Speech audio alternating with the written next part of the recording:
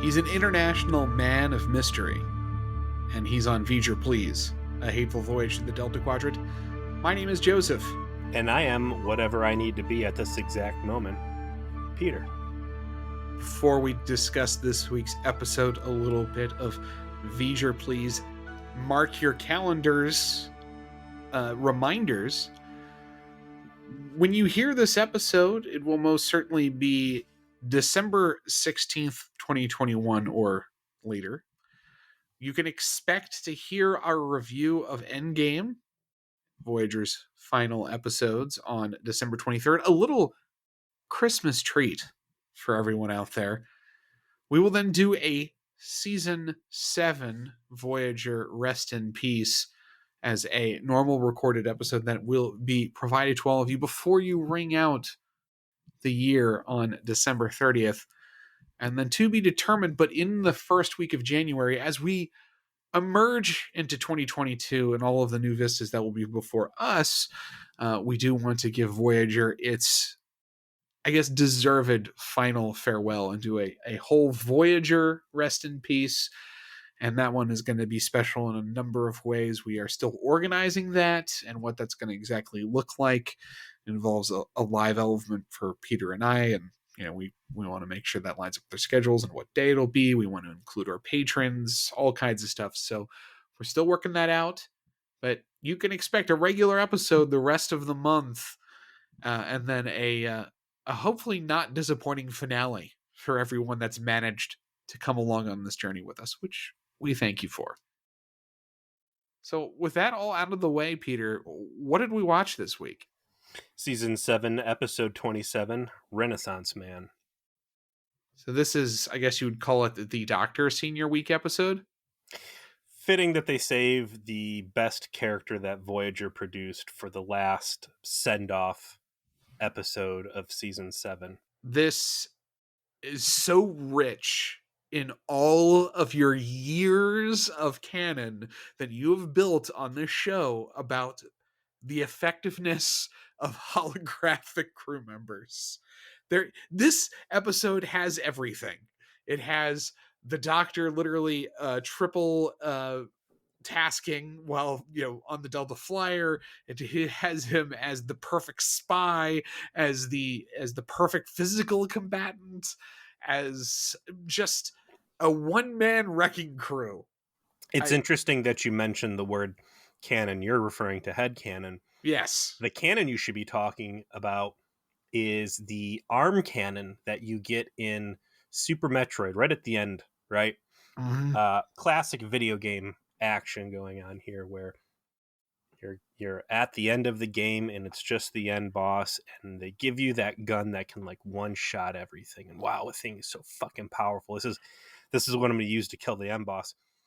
You can't have that cannon in the beginning of the game, or it's too easy. There's no challenge.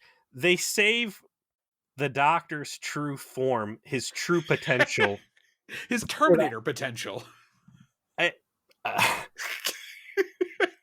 You're encroaching on my my title idea. But everything this guy's ever been capable of, everything we've ever pointed and said, hey, why can't the Doctor do X, or why can't the Doctor do Z? It all happens in this episode right at the end. So by the time they finally establish, yeah, he's capable at this point of doing all this stuff, it doesn't matter. There's nowhere else to go minus the exit FMV, full motion video end credits we're going to be getting to the series here. It is ridiculous, and of all the things, well, I don't know, there's nothing here that he does that's quite as ridiculous as bringing people back from the dead. But it gets close. We are officially never going to let that go. We have only one episode left. We're going to successfully hold on to that as possibly the biggest what the fuck stupid thing that this show actually put on the air. God help DS9. If we get through Enterprise and we end up doing DS9 after all, I'm clawing that necromantic feet from Voyager's corpse across to Enterprise. And I'll give Enterprise, it's earlier. I'm not going to hold it accountable to this nonsense. But DS9, the first time someone dies who matters, we're going right back into, fucking Bashir, what are throwaway you holiday. doing, man? You gotta just post-mortem revival. Yeah, Let's just that's do all, it. Let's dog. bang it out. I get you don't have nanoprobes laying around, but certainly you can do what an EMH can pull off. Season 1 EMH, if I recall. Like, Sure. not early EMH. Not like fully developed Terminator EMH, which I mean, let's do the litany. Okay, he is a master spy. He impersonates multiple members of the crew with high level of competency. He is effective at manipulating every ship system. He can Piloting do. shuttles. He can pilot the shuttle. He can encrypt communications. Set up dampening fields. Site-to-site transport. He is apparently got some downloads from the Matrix because he can do wall running, including the dopest bad CG wall run disarm phaser shot that straight out of if any of you played the LucasArts Star Wars Jedi Knight, there was a lot of wall running in that, and I would say that scene right there felt well at home. Jumping incorporeally through walls and tables. The Doctor is genuinely super OP in this episode. That is the plot. The plot is, what if the Doctor decided to use all of the Colonel Campbell solid snake training that he got at all the different times that he has encountered danger and put them to work all at the same time in service to what? A bunch of discount Ferengi Voyager fans who want to sell the fucking ship for parts. Them Tater Boys. The Tater Boys are back. The recurring characters you didn't know you needed. Here they are. Who would have thought the last real episode of Voyager would feature as the villain? Not the Borg, not space Mewtwo's, not the fucking Vidians, not even the Skeevians or the discount Kmart Klingons, but fucking Tater Boys. I thought the last time we'd see Tater Boys would be what was it, the Void? Yeah, they were part of the coalition where we got kind of like all of the, late Voyager races were cooperating. But Peter, the Tater Boys are officially the last invented Voyager race that we see in the entire show.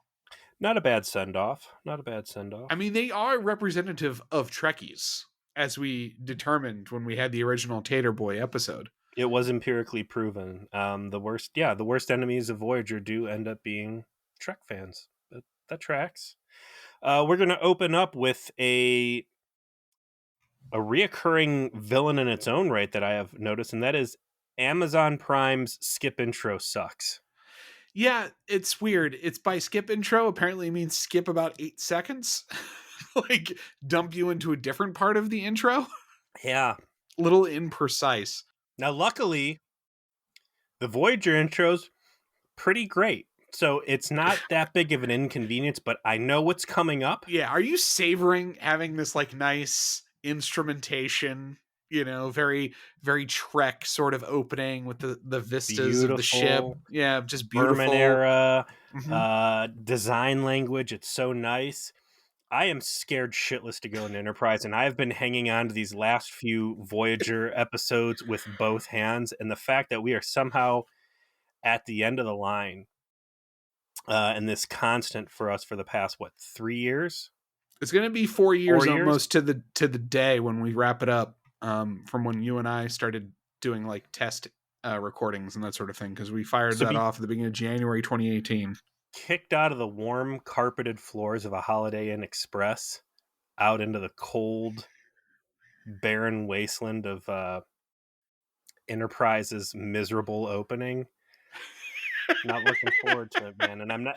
All I have to say is, Amazon Prime, you better fucking ship up that skip intro, because it is going to be life and death hanging on that thing.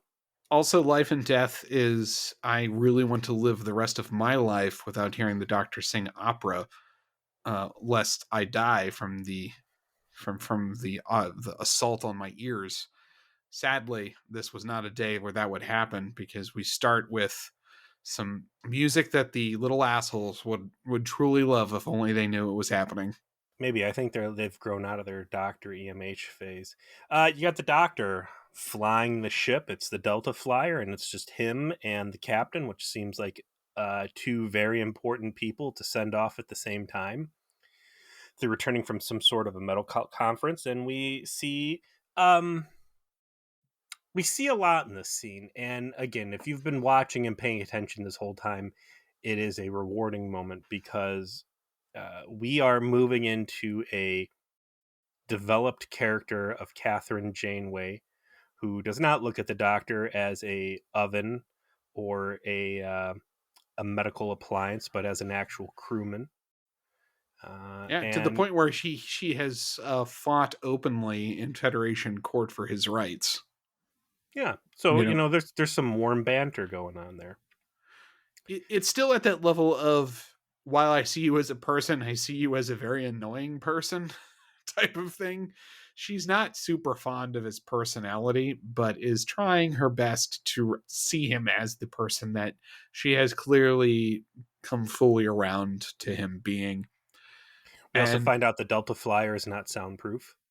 no, apparently, 24th century technology has not come around to the Doctor being able to belt his opera in the operating section of the vessel and not wake up the captain of wherever the rack is. And she goes to get her coffee after being woken up, uh, to find the Doctor not only singing opera but piloting the ship while writing a paper. So he is maximizing his not a flesh and blood personness, and even starts to kind of like get a little holographic supremacist in his discussion with the captain about it. Yeah, the admission here is once upon a time he would have given anything to be flesh and blood and just a normal crewman, but he has come to this point to embrace his synthetic nature. That it's interesting. He always calls himself a hologram, and he never, it's never. I love being AI. I love being machine. It's hologram, which is silly because hologram is just the flavor of his physical form. It all comes down to code, but he has turned to love it, which is an interesting development in light of some of the very serious situations he's found himself in, such as what was the Hirogen one where they go, was it Flesh and Blood, whatever one where the Hirogen have been hunting holograms for Yes. sport, Yeah. Okay. Yeah. Yeah. That is flesh and blood. and you get the foundations of a new what was it, the religion of the guiding light or something. The episodes focused on holographic civil war with the humans that made them, and there's been a fair amount of rogue AI interacting with the Doctor, preaching the superiority of over skin and bone. So him ending up Yeah, at this a little of conclusion. that is sept in.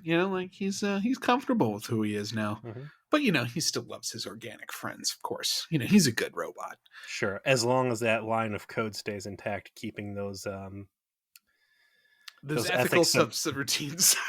As long as some rogue Starfleet agents don't come by and decide to just pick those off and turn him into an immediate monster with no hesitation, he's but fine. hey, what's the odds of someone ever editing his code? Speak of the Well, devil. yeah, we don't see what happens on screen, but we see that there is some unsteadiness as they pass through a nebula of some kind.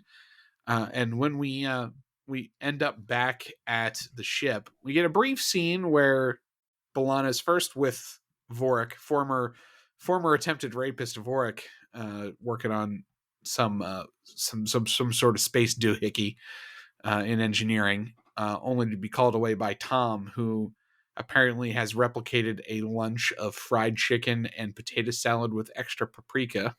And stored it in space Tupperware while wearing his Hawaiian shirt. How quaintly 90s. But I imagine something you can relate to is the, hey babe, let's go do something before our child is born. Let's just go have lunch while we can still have peace and quiet between two people. You think that's what you want, or sex, or whatever carnal desires you have. In fact, it's you look back and go, God, remember I could just come home from work and lay on the bed and fall asleep. No fried chicken dinners. You just That's want the blissful who unconsciousness. that's light years beyond just the most basic. God, remember I could just sit there and look at the wall and not hear someone putting some bodily fluid on the floor behind me, or God forbid the carpet. Yeah, Tom and Balana, if only you knew what's in front of you. I'm really surprised that Balana hasn't popped the kid out yet this deep in the season. Oh, that's such a save it for the finale moment. You know it. Again, my heart goes out to Roxanne Dawson for being saddled with a baby bump a second time after the first time they fought so hard to hide it. Like, what a fuck you. Well, I mean, they even have a moment in the episode where she doesn't have to wear it. They do a gag. Yeah. I didn't even Yeah. think about that. Yeah. At one point when the doctor like impersonates her, it's without the bump, so she's like in the normal uniform, and then the doctor notices, oh, I'm not pregnant, I should fix that. Mm-hmm. But she declines the fried chicken and potato salad. Sorry, honey, I gotta finish my work for the captain before she gets back. I want to say, if Tom really was a student of the old ways, that fried chicken should have been in a bucket, a red and white bucket. I might have Not, been that might have been a little too copyright infringy for it could have Paramount been to get away a with. bucket, just not fucking Tupperware. Come on, guys. I think this might be the scene though between the two of them that had the most like genuine easy chemistry in the entire run of the show. Like they're just like having the normal married couple conversation. And she's like, "No, I got to go scrub the warp core because I promised the captain I've had the plasma, what's it called, back on time before she gets in." And he's like, all right, cut up to the bridge, and it's go time." Oh, that's the best scene in the episode by far. You have Harry Kim in the captain's chair where he never belongs, but really the star of this scene, and you can tell because he's the one who's in focus with the camera dollying around him the entire time. It's the man, the myth, the legend, our consistent favorite background element, smoldering catcher guy himself, Lieutenant Ayala, who is in a red uniform and at the con. And also, according to X-Ray, he is credited as Tactical ND. Whatever that means. I don't know what that means either, but what I do see is finally our boy getting like 3 lines in a row. Like this is all the talking he does in the entirety of the show, except for the one time when he gets asked if he knows how to use a bow and arrow or he like can run fast in Basics Part 2, and he's like, yes. Like that's it. This is the only time Terry Gerson ever gets lines and gets credited for having lines. And you can tell that this was a reward for him being a background extra for 7 years because they set this scene up just for him. And seriously, the camera is focused on him and it dollies to the left and focuses on him as he delivers his very important lines about the techno nonsense that's happening around them. It's like, all right, buddy, this is it. This is your time to shine. Put this shit on your reel. You earned it, bud.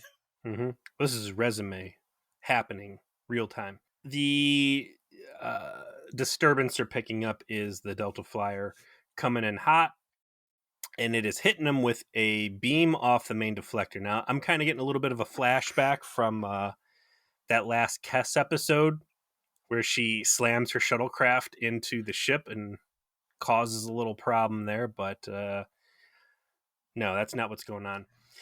Something happened to Delta Flyer. It got fucked up. Regular comms aren't working, so they're sending a weird signal along the deflector dish to communicate with Voyager. And hey, I want Chakotay in my ready room ready to talk ASAP. I'm coming in with some hot news. So we've already spoiled it, so I want to talk about it using the information that we now know. Throughout the rest of this episode, the main drama is that the Doctor is pulling the greatest op that this ship has ever seen from this point forward. He basically chain impersonates different members of the crew to accomplish what appears to be some fucking rogue AI bullshit at the beginning. but we will later come to understand is him trying to fix the problem of the Tater Boys having captured the actual captain. And what's really neat about the performances in this episode is that everyone is just a little bit wrong because they're being played as if it is the EMH interpreting who they are via his understanding of them.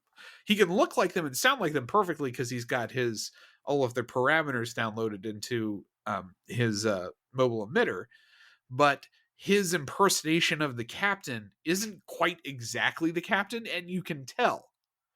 A lot of hand gestures, a lot of speech patterns, and we've seen this before. We jump back to maybe it was Flesh and Blood where he's sharing a body with Seven. Yeah, so like in that episode, Jerry Ryan had to play Seven as if Seven was inhabited by the Doctor, so she was acting more like the Doctor. And this is even kind of like second level because it's Kate Mulgrew acting like Janeway, as if she was being impersonated by the EMH. So she's much more short, she's much more formal, she is trying to basically do a caricature of what he interprets the captain to be like, right? It's not exactly correct, and you can tell from the beginning that something's up, but it's not like so obvious or so weird such that it's like, okay, throw a flag on the field. Clearly the captain's been taken over by some sort of, demi-Q, and we're all fucked Which, right now. let's reflect on that for a second. We used to really harp on the formulaic dilemmas that Voyager run into. Why is this guy acting weird? Is it space madness? We haven't seen space madness in a long time. Is it outside alien influencer? We haven't seen that in a while. Doppelgangers, this, that. Using the Doctor as the vehicle to tell this story is interesting. And what I really like is that all of these portrayals are well within tolerance of how that person would act. Like, is it spot on? No, but I don't fault anybody in the crew for not spotting that something is up. And that's for a multitude of reasons. It's close enough such that it's not like the fact that Chakotay kind of has to go through a process before he's like, okay, you're not actually the captain, right? Like, that makes sense. Mm-hmm. It's credible. And it's because the Doctor is very intelligent. It's because he's working with a database of known activities. It flows. I really like the plan that he comes in with. Is as plausible as it is. So fake Janeway calls Chakotay into the reading room. Hey, we've encountered a new species light years beyond where we are technologically. They've got all sorts of crazy tech. I'm going to lay it on the table. Now, here's the problem. They are eco-extremists, and they believe that traditional warp drive is destroying the subspace fabric, and they have outlawed it on threat of disassembly of any ship that's caught using it within their territory. So we have been ordered to report to this planet where we are going to surrender our warp core, and in exchange you will let us keep our ship. And Chakotay is like, oh shit. Well, hey, let's just turn tail and run. Well, here's the bad news. We've actually been in their zone, their territory for the last 3 weeks. Chakotay goes, well, they didn't really mark that boundary very well, which, when does a bad guy ever? And they begin kind of this conflict. Like, listen, we've been in tighter spots than this before. Like, shouldn't we have like a crew meeting? Shouldn't we like have a discussion? And you have a very very prickly response from the captain, endorsing basically her unilateral decision that this is the way it is. And then Chakotay tries to drop some shit on the table like, you never act like this. You always involve other people. Blah, blah, blah, blah, blah. I completely forgot about Scorpion Part 1 and 2. I've completely forgotten about all the other times I've given you advice and you've decided to ignore it. Like, this isn't Equinox. I can't remember Year of Hell, but that was a thing. One detail that they got correct in the scene that I really liked was that they were portraying this race as having control basically all the way to the beta quadrant, which, based on like how the whole galaxy is kind of oriented, actually makes sense in terms of like the beta quadrant is between where the Voyager is and them actually getting back to the alpha quadrant. I really like the angle of eco extremists objecting to warp Subspace propulsion, pollution, yeah, because that's which a is a plot. Yeah, that's a thing. that's a one of the most remarkable, I think, episodes of TNG dealt specifically with it, and I think it was a shame that it never went anywhere. That's where the Enterprise had eco terrorists, not terrorists, just environmental extremists, Great, basically. yeah. Space Greenpeace basically instituted a galaxy-wide speed limit And I to think eliminate galaxy warming. yeah. That's what that was. And the closest I think they ever came to any sort of follow up whatsoever on that episode is as a attempted explanation as to why Voyager has moving parts, why the warp nacelles pivot was to make a less intrusive warp bubble, which They came up with the green energy solution or whatever to prevent the space warming. The cells move. That's apparently all you needed to do. A little hocus pocus. it was a cool reference. But hey, listen, Chakotay, I've made up my mind. This is how it is. Keep this between us. I'll make a full announcement when the time is ready. But for right now, laying a course for this planet, and let's get rolling. This fake Janeway then goes down and talks to B'Elanna and says, "Change. What would you do? What would you have to do hypothetically to tow a warp core at warp on the Delta Flyer? Oh, I'd have to do some space, mechanic stuff that I can instantly explain. Cool, go do that. Like, I thought that was hypothetical. It's not now. Go do it." I like the Doctor laying multiple contingencies down here. Janeway even says that, right? Like, she even alludes to the idea that the Doctor is going to come up with basically some way to deal with the scenario, which we're skipping ahead a little bit because this reveal doesn't happen until later.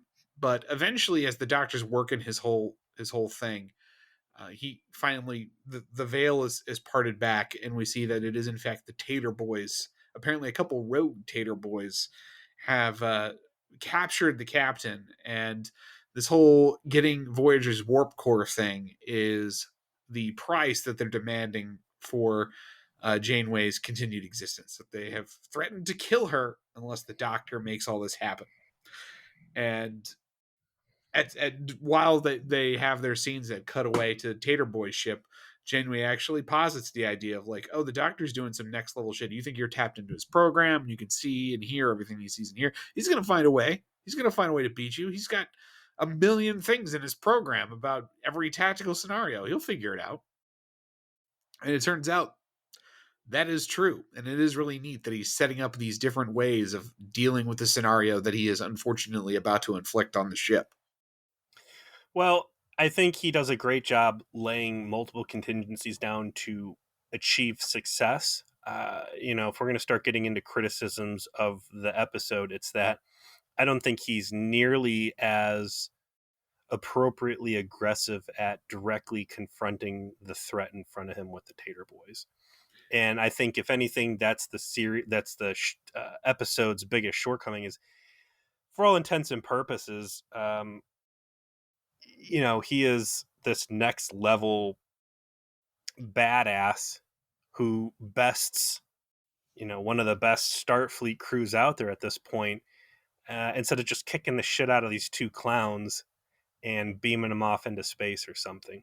So basically, the Tater Boys are employing technology we've already seen brought to the table before, and that is their ability with the technology that is available in the stolen ship. They've let, what's it called, the hierarchy? That is correct. They've left the hierarchy. These are fugitives, and they've stumbled across Voyager. And their sensors are able to directly tap into the Doctor, so he sees what they see, or they see what he sees. Which literally happened before when they did the ECH episode with the Tater Boys originally. Like, this is how they thought that the Doctor was super Billy badass with the photonic cannon. because they were tapping into his program to do this. This is directly linked to that episode in that way. So let me just go ahead and air my grievance right now. The doctor's decision to pursue this ridiculous agenda that they've laid out, because if he doesn't, they're going to kill Janeway. You're telling me that the doctor can be like, okay, well, you can see what I see and hear what I hear. Like, I'm going to look to the left while I write a note here where I'm not looking that says, Captain has been kidnapped. I'm being compelled to steal the warp core. They're at XYZ location. Send a strike team. Like, he all the stuff the doctor can do, and he can't just like write without looking at it. They made it sound like it was more inclusive, but the way that they showed it was them watching it like it was Geordi's visor that was tapped. You know, it wasn't like it looked like there was plenty of ways for him to get away with communicating in a way that was covert. I think the intention was that there wasn't, and that's what they were trying to convey, but they did not do it well. And it does leave this giant kind of hole where the doctor seems to be going through an inordinate amount of effort and incredible actions to get this fucking warp core when he really could have just put some kind of note in someone's locker and be like, PLZ help. Yeah. Big miss there. And that's part A of the miss, and of course part B of the miss is that he runs up the fucking wall like Neo and steals a phaser out of Tuvok's hand and blasts him. He can't take down two tater boys with a sucker punch. Like he didn't immediately just go back over their ship and take one of their many available space pipes and just do what his buddy Lon taught him to do. He could be like, hey, listen, there's two tater boys in front of me. That's two tater hearts. Let me show you what I learned in that episode where that rogue hologram squeezed B'Elanna's heart through her chest. I'm going to rip your hearts out of your chest and take a bite with some straight up Shang Tsung bullshit. No, that was Kano that bit the heart. It was, yeah. So let me take those objections, those completely rational and episode traumatic observations, and I'm just going to set them off to the side so we can continue discussing what a badass the doctor is. Yeah. If only he had used 5% of that effort to trounce some discount Delta Quadrant Ferengi, we wouldn't be in this mess. But he is. So we see a lot more of him working the angles to get this. He eventually actually, the way that the grift goes down is the Janeway disguise is starting to be difficult for him to maintain. So he quote unquote goes to his quarters. Chakotay goes to see the doctor, who has to beam in, very clear hint of what's going on. And from there sends him to go check on the captain. She's not feeling well. And there's this whole, kind of fugazi with him saying she's fine. And then he goes to check up on her again. And then that's when he finally is like connected enough dots that there's some fucky shit that's happening and manages to satisfy his potential suspicions by feeding the fake Janeway, that is the doctor, a fake story from Janeway's background that he then admits he made up and then tries to call security, only to find out the doctor's already anticipated that, put a dampening field on there, and then injects him with some night-night juice, and then hides him in the most metal place to hide someone, and that is Voyager's fucking morgue, a place we have never seen before. Closest we've come to the morgue is that bio bed on the Delta Flyer where they were keeping Seven of Nine's corpse in Timeless. And this is going to become a little trope. This is a very solid Snake episode. He has truly learned from Lon Suter, and he is dragging unconscious foes into a closet where he's going to stick them long term. Sets up a dampening field so sensors aren't picking it up. He straight up hit this guy with a stun gun and then puts him in the locker and is like, I really hope that his body doesn't fall out when the guard's on patrol later. Don't worry, Chakotay. It's not going to be long until you have some company. Unfortunately, it's in the form of Garrett Wang. So what's going to happen is the doctor is going to continue trying to work this angle. Well, two angles, really. The A plan, which is we need to go to this planet where we're going to rendezvous and jettison the core. And the backup plan, which is in case I need to, I can smash glass and eject the warp core and try and fly off with the Delta Flyer and this thing in tow. And as he works deeper and more time goes on, more and more loose ends begin to unravel. More and more people will become suspicious. At a certain point, they catch a communication from the fantasy race of eco extremists demanding cooperation. That turns Seven of Nine and Kim on to investigating what's going on. And as these people get closer to the truth or become inconvenient, they catch a hypospray to the neck, get knocked out, and dragged off for storage. And I really like how the Doctor begins a collection of comm badges, Yes, he keeps of taking. dog tag like comm badges that he has harvested off of the fallen crew members. Which he has to keep cycling through, and different crew members that he's impersonating and has been get incapacitated get called for by someone else. Let's talk about the other sweet ass upgrade we see, and it's, oh, by the way, my only weak point, which is this fucking hollow emitter. Turns out I can stick this thing on my boot under my pant leg so no one sees it and knows it's a valid target. This secret technology that we cannot put out on the table until we're at the end of the series, and we do not have to be beholden to these feats of godhood. My favorite Doctor impersonating someone beat was definitely supportive husband Tom coming to see what at that point is fake B'Elanna after they do the gag where, oh, I have to be pregnant, because she is trying to get a bunch of bioneural gel packs as part of the negotiation with the Tater Boys of what's going to be necessary to save the captain, and he has to go up to the makeout / murder loft, and of course that is where Tom shows up with lunch. With more Like, fried hey, chicken. yeah, I want to feed my wife fried chicken.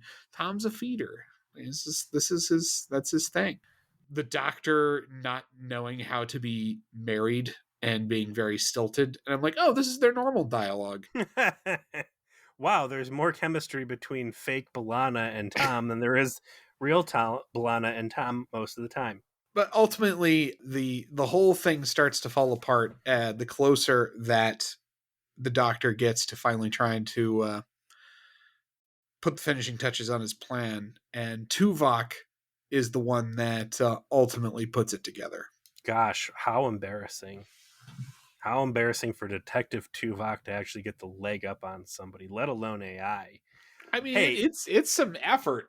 I mean, it took some doing for that to happen in this episode. we did scans on the Delta Flyer. The communications really weren't bad after all, like Janeway claimed they were. We noticed that when it was coming in, along that deflector dish communication signal, you also subvertly accessed the holomatrix and pulled part of the database down, which of course was going to be the Janeway thing. Can you explain this stuff? AKA the jig is up. He pulls the phaser out on the Doctor. Doctor's like, hey, in case you forgot, you can't kill me. And then Tuvok's like, yeah, well, how about this? And he shoots out one of the holo emitters. And then the Doctor quite literally jumps into action, and all your wildest holographic fantasies come true as he jumps. This is everything on your list. Minus, grabbing his heart and squeezing it. He's jumping through walls. He's running through the table. He's turned on no clipping mode. He changes the sensors basically so he can't be found, and Tuvok is kind of onto his game a little bit. He makes it so that they're scanning for his future tech. It's Tom who's in command of the ship at this point, because fucking so many people are unconscious or another half of the bridge crew's in the fucking morgue. So Tom's in the captain's chair. That probably hasn't happened since I guess Unimatrix Zero was the last time he was just first officer then. Actually, I don't think he's been in the captain's chair probably since New Jack Neelix, and he's working with Tuvok to try and track down the Doctor, and eventually he switches up his appearance to B'Elanna to try and bluff his way past Tuvok, but at this point he cannot be fooled. And because that's the tricorder that he has. Otherwise, it's a pretty convincing play he makes with this. You've got this slippery, not slimy, but this very convincing doppelganger just running hot game on the ship. Tuvok ain't having it. I know it's you. He's got the phaser on him. I was like, oh shit, here we go. And then just, we've talked about it 6 times now because it's that impressive. It is out of nowhere. He runs up, goes across the wall, Flip plucks kicks off the wall. plucks the phaser out of Tuvok's hand as if he was taking a piece of candy from a wee baby, and then blasts him with it, and then like just drops the 9 and walks off. And we even get like a shot of like Tom being like, "Hey, Tuvok, I lost them. You know, there's a shuttle Tuvok," and there's an unconscious Tuvok unceremoniously flopped into the middle of the hallway, post phaser stun, not moving. They Did just you watch WandaVision? Yes, I did. Okay, well, remember that song, It's Agnes All Along? Yeah. Yeah. Yes. Well, here's a song for you on this one. He was T1000 all along. Straight, I was like, wow, what a horrifying. I mean, this is a very fun, warm-hearted episode. In reality, this should be fucking horrific. All right, for him realizing his true potential and the extremes he's going through to credibly play the crew against itself, to steal the fucking warp core, to run hot dick on the entire cast. He is. It's amazing how effective he is. He does not make a single material mistake except talking to himself on the bridge as Janeway. That's the only time the veil drops for a second on purpose. Had he had those 2 lines of ethical subroutines neutralized, and would not be too much of a goody two shoes to turn his hands into like guillotine blades, straight up T1000 all over the place. Imagine And if he had understood this potential when they built fucking hollow emitters in the entirety of the ship when the Herodian took it over. He could have just Matrix wall walked his way through all the Herodian, slappers only one shot kills all along, wipe them out. By the end, Janeway lightly chastised. I'd be so fucking pissed and be like, you've been capable of this the entire time. And the number of instances you've allowed this ship to be taken over by hostile forces, you fucking asshole. You fucking asshole. So yeah, I mean, this should be a very scary series of events. And even by the end, again, the Doctor capable of doing all this stuff, this crazy Rube Goldberg machine of how to steal the warp core, when clearly the very simple right answer would have been to fuck up the Tater Boys, or to write a note looking the other way, like, this Death Star grade weapon you've had just chilling out in the sick bay, flashing lights on Howdy Doody's pecs, like really capable of going like crazy haywire rogue. And this is all like, the best of intentions. Yeah, like, wow, what a terrible thing you've wrought on us, when there was such a simple solution within grasp. I mean, I think that you're correct in that this episode's only true, genuine failure is not allowing the Doctor to be the one that like manages to Solid Snake solve the problem in the end, right? Like he doesn't have like a second level plan that he's been cooking the whole time. He's been basically buying time for himself by like enacting what the Tater Boys want, and then he like goes to deliver on it, and then is like, "Yeah, surprise, assholes! I was secretly like running hot dick on you the entire time too. Like I was using a carrier wave as a feedback loop and disable your ship using the transmission, frequency Or like, that you're hey, using." everything I've done was to piss enough people off that they would all converge on me at the same time from different directions and inadvertently catch you in the trap along with me. Like, yeah, I guess that's kind of the disservice, that he's this smart and this capable, but he has such bad butterfingers. But at this point, he's getting shit done. All right, the jig is up. He has knocked Chakotay into next week. He runs in to engineering, and he's got the old Chakotay disguise back up. Oh my god, there's a sensor misreading. The Doctor is going to blow up the ship. Get everybody out of here. We're going to have a warp core breach. Leave. B'Elanna save your baby, get out of here. And she's like, okay, you hit the right button for me. I'll back off. Only to at the last second hear from Tom on the bridge, "Oh hey, the signature of the mobile emitter is right in front of the warp core. That's the doctor." And as a little cherry on top of the secret agent Sunday, how is it that the doctor successfully ejects the core? He turns himself into the ECH, the emergency command hologram, puts on the red uniform, gets his hollow pips, and confidently engages the warp core to eject, and then get beats feet to the Delta Flyer and is off the ship. There's that redundant backup plan. Smash and grab. How great would it have been when he enacts the ECH if he like went to go hit the button to eject the warp core, just like, wow, what am I doing? Oh fuck. I've been a real dummy. That doctor version of me It's like, wait a second, all this is a bad idea. Yeah. I could have just slapped both the Tater Boys in their hearts and been done with this. Moops. He takes the warp core to where the Tater Boys are at, and there's Nibbly Tater Boy, and there's Asshole Tater Boy, and you can see it coming a mile away how this is gonna go. Like Janeway's trying to buddy up to the Nibbly Tater Boy while the Asshole Tater Boy's abusing him, and Like you do. like you do. And there's no way to know. I mean, these guys are so foreign. They all look the same.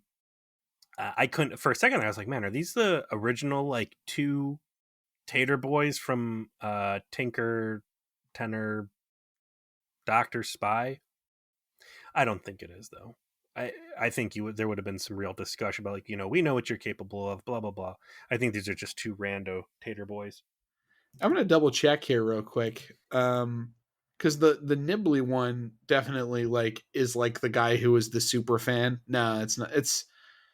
It's a different dude. You are correct. They have never appeared in any other episodes, but fulfilled similar roles though to the Tinker Tailor Doctor Spy episode, where one of them is super into the Doctor's exploits and the other one is like trying to profit from it. They have, of course, Asshole Tater Boy immediately betrays the Doctor and steals the warp core and then beams him into the brig, and Janeway's like, oh, of course, now we're all completely fucked. Thanks, buddy. But ultimately, we find the Doctor did in fact have a backup plan to his backup plan, and that was an audio cue that played for the ship when they reactivated the backup power, the impulse engines. And it's a piece of music that is purposefully incorrectly played, that he apparently played for recital for all of them previously. And when they look at the audio log, they see that the pattern of the incorrect piece matches a warp signature that is actually in front of them after they scan for it, giving them a clear path to where the Tater Boys are hiding. They don't have a warp core, though, so they send Tom and Tuvok in a shuttlecraft to go see what the fuck is going on. I want to say that I never get tired of seeing the warp core ejected. It was cool. It was a great effect. It's cool out there in space. It's a neat thing that Voyager can do. It's a neat thing that all the Berman era starships can do. It's the only time sure. is on Voyager. But I mean, it was cool in hey, wow, look, Joe. Well, they could have saved the D if they ejected the core. Yeah, I mean, that's been brought up many times. The last time we saw the warp core ejected was B'Elanna Has a Bad Day. Correct. Who was the special guest alien race in that? It was those guys who were super abused by the Borg and were yeah, that's what they really are. But I mean, what do we call them? I forget what we call them. The fried chicken people, Joe. Oh, that's right. And here's another episode where they eject the warp core, heavily featuring fried chicken, to the point where there's dialogue about its unhealthiness. Yes. Oh my god. Fried chicken and warp core ejections go hand in hand. Also, what goes hand in hand is going to be my criticism that you lost the warp core. You're stuck in the fucking Delta Quadrant. You are dead in the water. You are a sitting duck, okay? And you know where the warp core is. And all you do is you send out one rinky-dink bullshit class 2 shuttlecraft with 2 fucking people. You get everybody on every shuttlecraft and life pod and whatever. You get Ayala in a fucking shuttlecraft with as many pipes as he can hold, and you collectively send a fucking lynch mob out to this place, and you beat the fuck out of the people who have stolen your warp core. You don't send 2 people out in one I'm designed to explode from the ground up Type 2 shuttlecraft. The fuck out of here. What, did you suddenly run out of money at the end of this episode? There should have been an armada of shuttlecraft flying. There should have been people standing on pieces of the hull. It's about like how many times the shuttlecraft exploded, how many shuttlecraft were on the ship. It's like they should have leaned into that. They should have shown you one of the crew members from the Equinox, and he gets in a shuttle and it's got like a torpedo like taped to the front. That's what I was gonna say. And like Chakotay says, you know what you have to do. Like you should have holographic Klingon, fucking 7 of 9 riding a photon torpedo like the Silver Surfer in her first generation cat suit, ready to fucking beat ass. Ridiculous.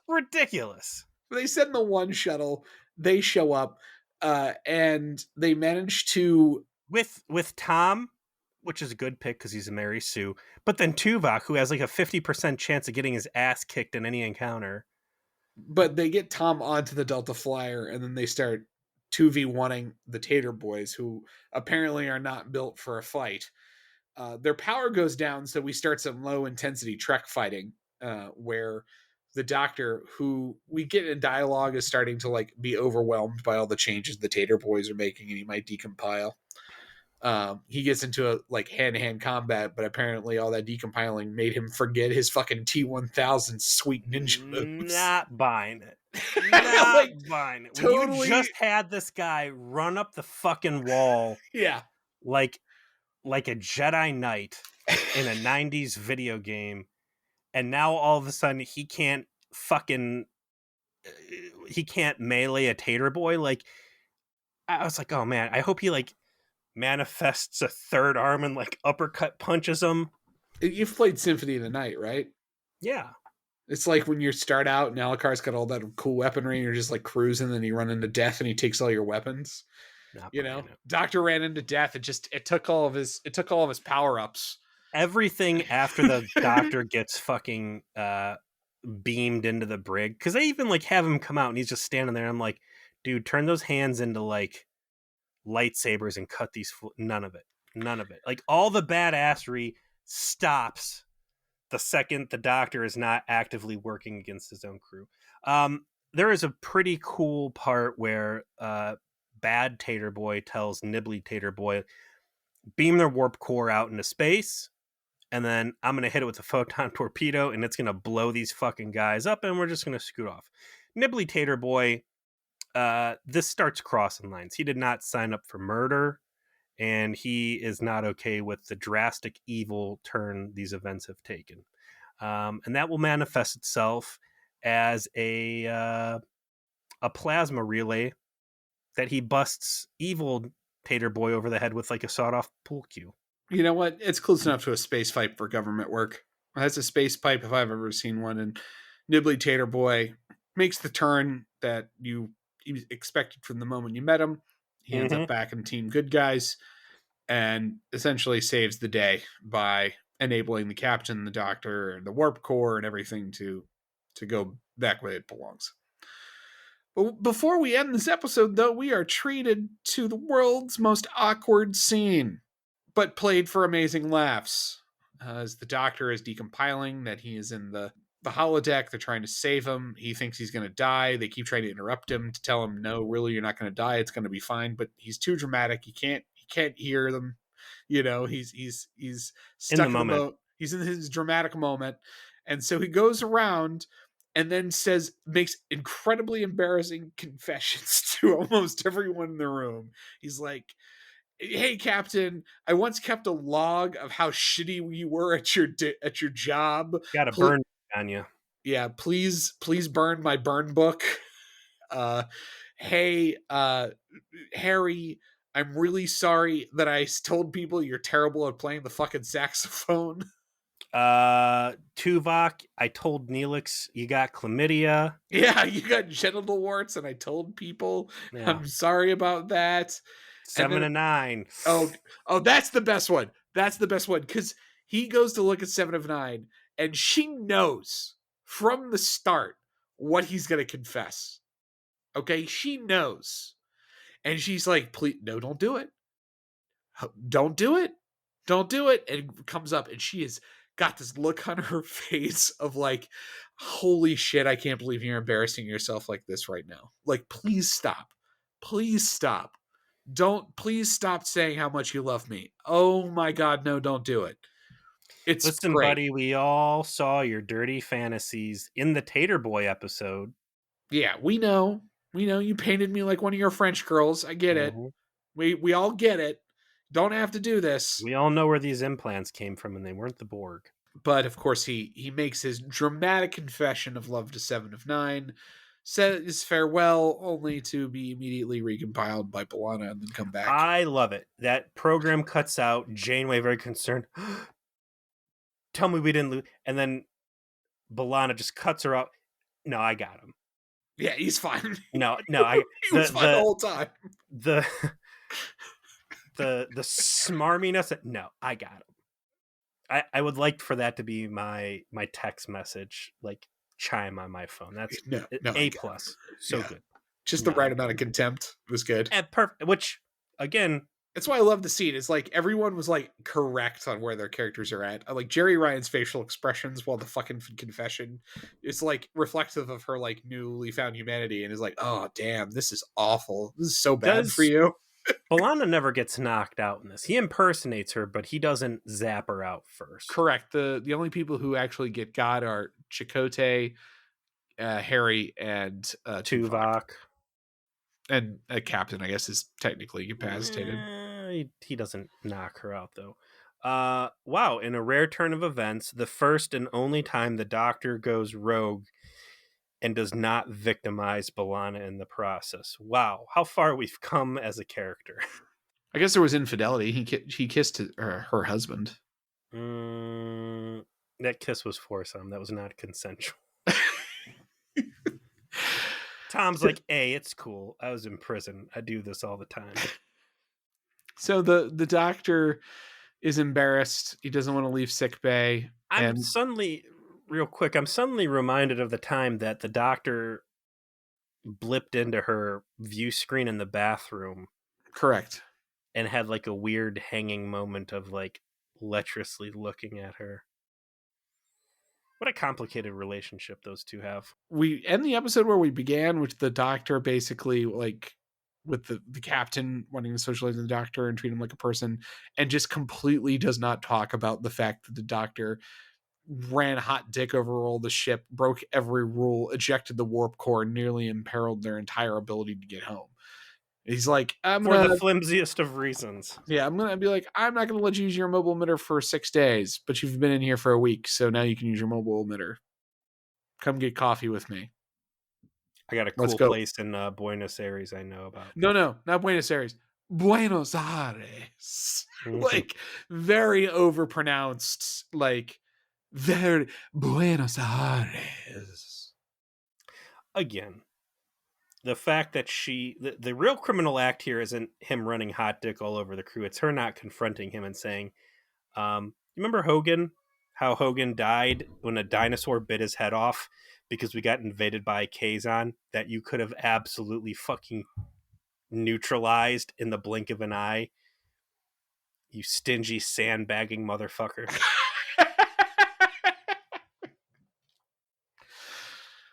Yeah, Hogan remembers that too, especially when Neelix told him to stand on the death mark.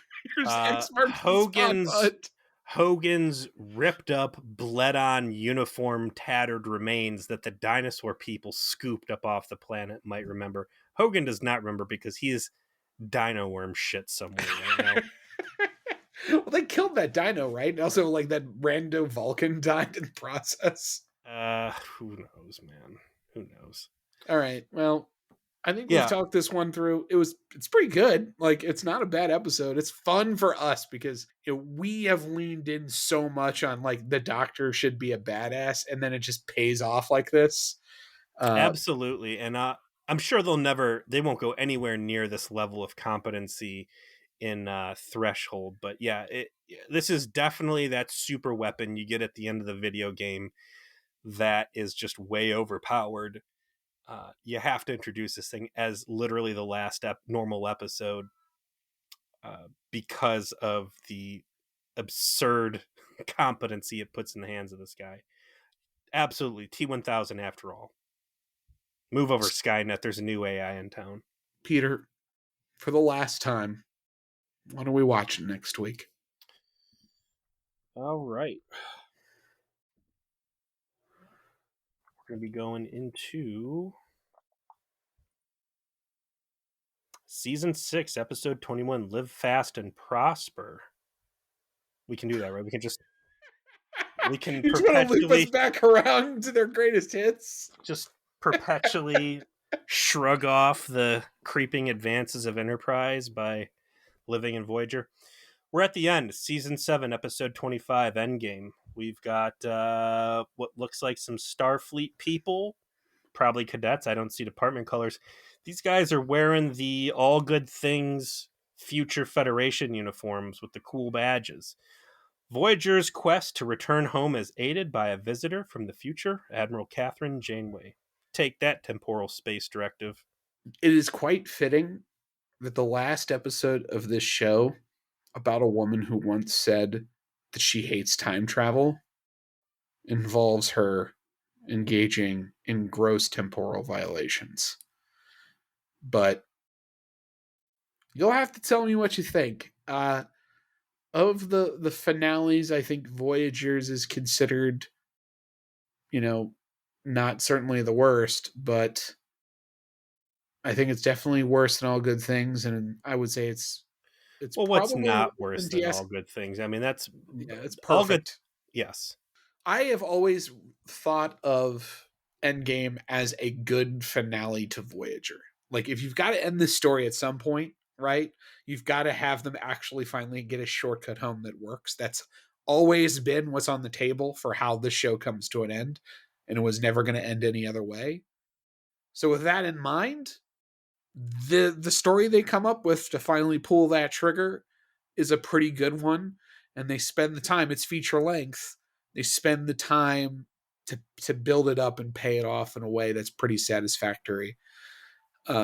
We'll see if that's assessment stands up after a rewatch here, but I'll obviously be very interested in what you have to say, having finally concluded watching the entirety of a Star Trek series not named TNG. This will be a new thing for you. Yeah, it will, because Lower Decks is not wrapped yet. So, all right, everybody, we deeply appreciate your continued journey with us and Voyager, please. As a reminder, as we've alluded to, just because we're ending our run on Voyager does not mean Voyager Please is ending. Indeed, we will be beginning episodes on Star Trek Enterprise beginning in March of 2022. We want to take some time off, not just to have a little bit of a breather, but also get going on a whole new kind of production schedule. You might have already heard via my own voice that we're improving our production quality to the extent possible, and we're gonna be doing a lot of that to kind of like celebrate a new chapter with a fresh look. So if you are hearing this and thinking, oh no, this new podcast I just discovered is coming to an end, it is not, and we'll continue on strong, and we look forward to having you along for the ride. And until next week, when we finally review Voyager's last episode, take care.